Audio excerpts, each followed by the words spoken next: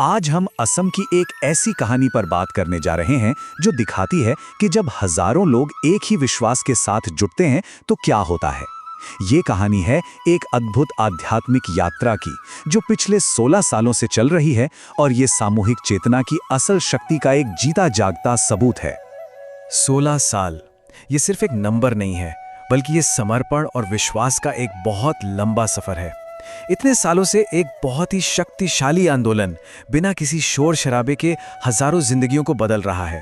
तो चलिए इसमें थोड़ा और गहराई से उतरते हैं और जानते हैं कि ये सब क्या है।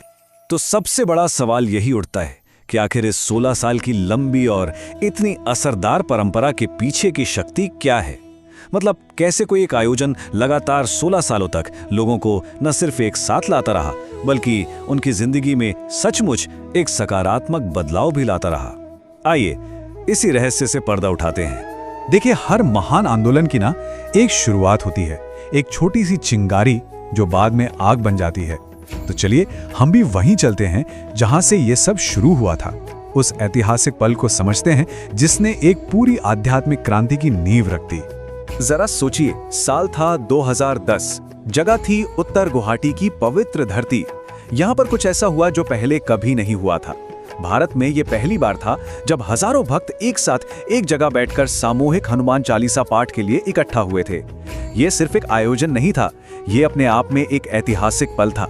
जब हजारों आवाजें एक साथ उठती हैं तो उसकी शक्ति क्या होती है?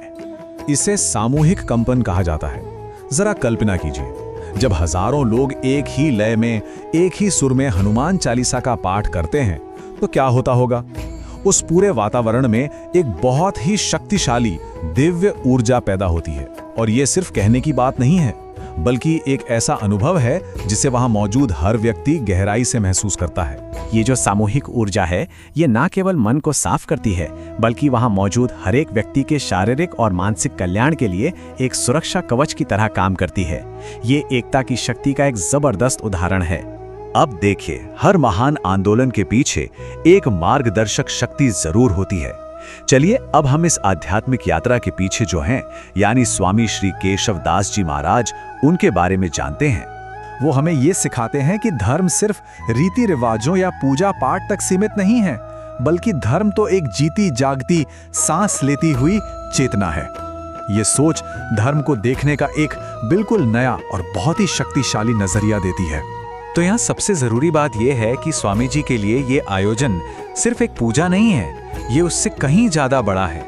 ये तो मानवता के विकास का और हमारी अगली पीढ़ी को अच्छे संस्कारों से जोड़ने का एक बहुत बड़ा अभियान है। उनका लक्ष्य है समाज को ऊपर उठाना, एक बार में एक व्यक्ति को सही राह दिखाकर। बातें और सिद्धांत तो अपनी जगह शक्तिशाली हैं, लेकिन असली प्रमाण तो असर में दिखता है। तो चलिए अब इस आंदोलन का जमीन पर क्या असर हुआ है, जो पिछले 16 सालों में साफ साफ दिखाई दिया है, उस पर नजर डालते हैं। चित्रा, मैं अजीत सबर पनारी का रहने वाला हूँ। हमारा गुरु जी जो स्वामी केशवदास महाराज जी, जब से 2022 से उसका संपर्क में आया हूँ, हमारे जीवन में बहुत परिवर्तन हुआ है। क्योंकि पहले हम लोग मेरे दोस्तों लोग के साथ कुछ मैंने पार्टीबाजी कर रहा था, पार्टी में जैसे ड्रिंक ऐसे चल रहा था। गुरु जी के संपर्क में आने से वो सब हम लोग का सब दूर हो गया। अभी तो सब में शांति है, शरीर भी ठीक है, परिवार में भी ठीक है, दोस्त लोग भी ठीक है, सब हम लोग को अच्छा नजर से देखता है, इसलिए बहुत अच्छा लगता है। स्वामी केशवदास महाराज को बहुत बहुत प्रणाम। और जो बदलाव की कहानियां हैं वो सच में हैरान करने वाली हैं। ऐसे कई लोग हैं जो कभी नशे या बुरी आदतों के अंधेरे में खो चुके थे, लेकिन इस सामूहिक शक्ति के जुड़ने से आज वो एक रोशन और पर्पसफुल जिंदगी जी रहे हैं। सीताराम, मेरा नाम है राजेश कांति और मैं पानी साहिबान में रहने वाला हूँ। एक बात है कि पहले तो हम लोग भी चाय बागान में काम करते थे। शाम को सुबह 7 बजे काम जाते थे, शाम को 4 बजे काम से वापस आके मतलब वही पार्टीबाजी।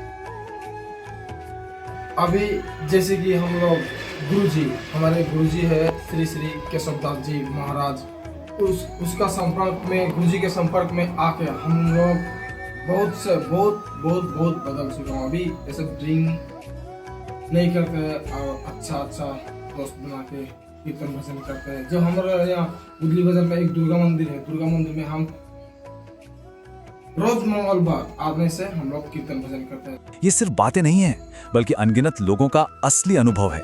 ये जो शक्तिशाली आयोजन है, ये अब एक स्थायी परंपरा बन चुका है। पता है, ये हर साल 2 बार होता है। एक बार हनुमान जयंती के मौके पर उत्तर गुवाहाटी में, और दूसरी बार 25 दिसंबर को महाराज जी के दीमाकुची बीटीआर वाले आश्रम में। तो ये सिर्फ एक जगह तक सीमित नहीं है, इसकी ज्योति धीरे धीरे पूरे असम में फैल रही है और सबके लिए एक उम्मीद की किरण बन गई है। तो अब आगे क्या? चलिए आगे बढ़ते हैं और देखते हैं कि यह आंदोलन भविष्य के लिए किस तरह की एक महत्वाकांक्षी सोच को लेकर चल रहा है। इस आंदोलन ने 2026 के लिए बहुत ही साफ और समाज पर असर डालने वाले लक्ष्य तय किए हैं। ये सिर्फ आध्यात्मिक कल्याण की बात नहीं कर रहे हैं, बल्कि ये एक स्वस्थ और सुरक्षित समाज बनाना चाहते हैं। एक ऐसा समाज जहां नशा ना हो, जहां के युवा आत्मनिर्भर हों और जो मानव तस्करी जैसी बुराइयों के खिलाफ एकजुट हो। और ये जो बात है, ये उस मूल विश्वास को दिखाती है जो इस पूरे मिशन की नींव है। इनका मानना है कि किसी भी राष्ट्र के अस्तित्व और उसकी पहचान के लिए अपनी संस्कृति को बचाए रखना सबसे ज्यादा जरूरी है। यही वो नींव है जिस पर सब कुछ टिका है।